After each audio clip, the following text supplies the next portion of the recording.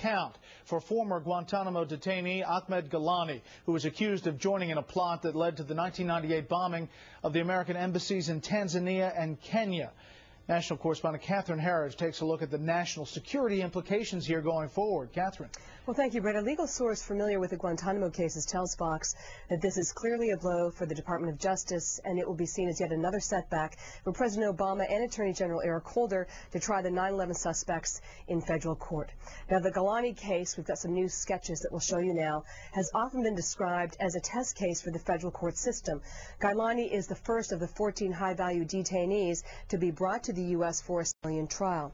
And along with the 9/11 suspects, Ghailani was held at the CIA secret prisons and subjected to the enhanced interrogation program.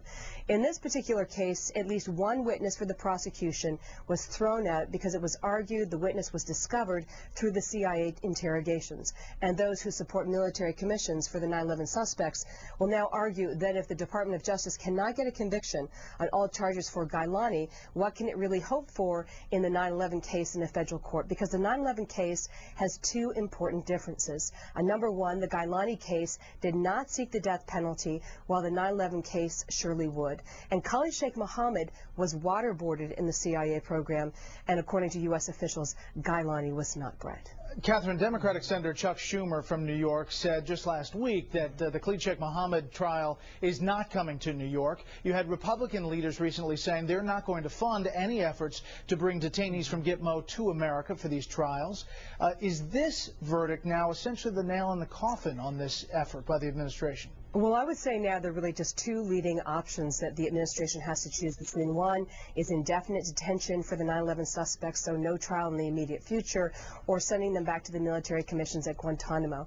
And just on a personal note, I think one of the greatest casualties here are some of the 9/11 families who had adult children at the World Trade Center and also at the Pentagon and in Shanksville, Pennsylvania. A number of them have told me that they believe that they will be dead before they ever see a full trial in this case. And I would emphasize that it's been a year since the Attorney General's decision, and right now no one is tried with the deaths of 3,000 Americans. Nobody, not here in the United States or at Guantanamo Bay. Amazing. Catherine, thank you very much. You're welcome.